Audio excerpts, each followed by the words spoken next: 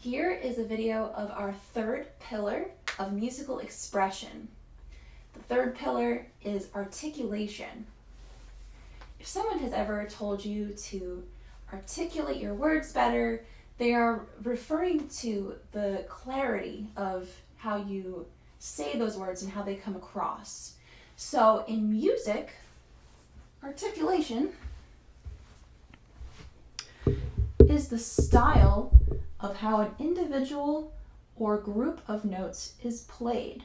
So you can have one note at a time written with certain articulations, or you can have a number of notes that are grouped with certain articulations. And we are going to cover some of those different types of articulations. The first one I would like you to take note of is legato, which translates to smooth or connected. And the slur is the symbol that shows legato. So here's what a slur mark is. It's kind of like this little curvy line that goes either under or on top of notes, depending on if the stem's going up or down. So if the stem was facing down, the legato or the slur mark would be written above the notes.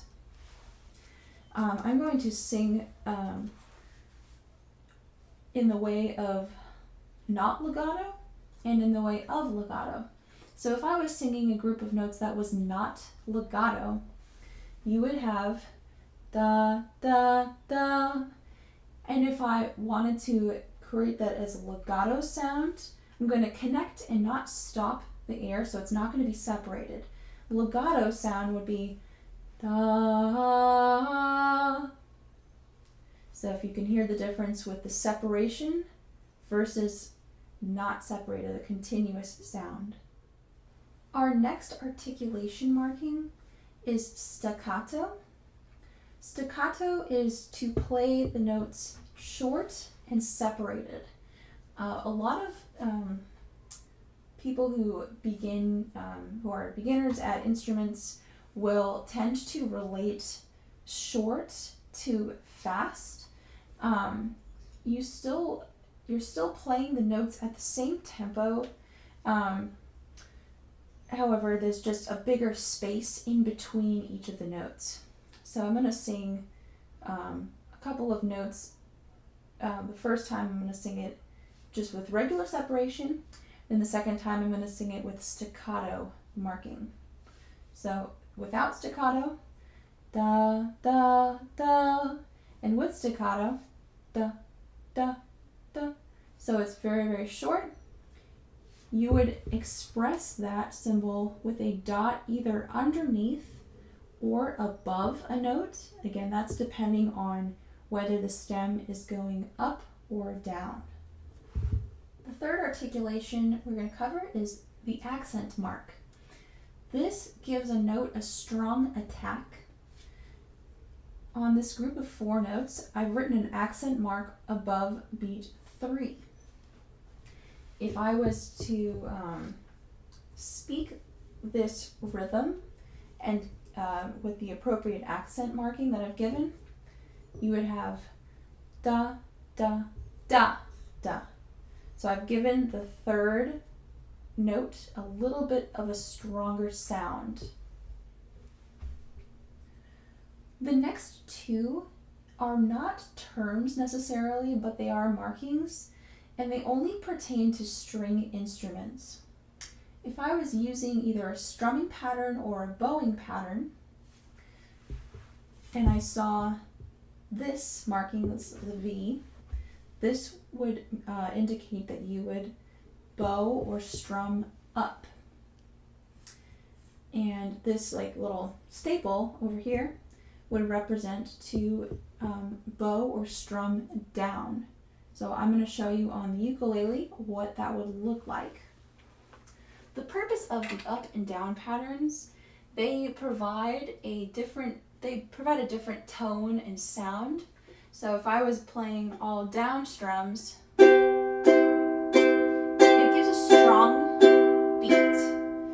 So the down ones give a strong sound due to gravity. the weight is going with you on the down strums, and on up strums you get a little bit of a lighter sound. If I combine some down and up strums, you'll hear where the stronger beats are with the down and the lighter with the up.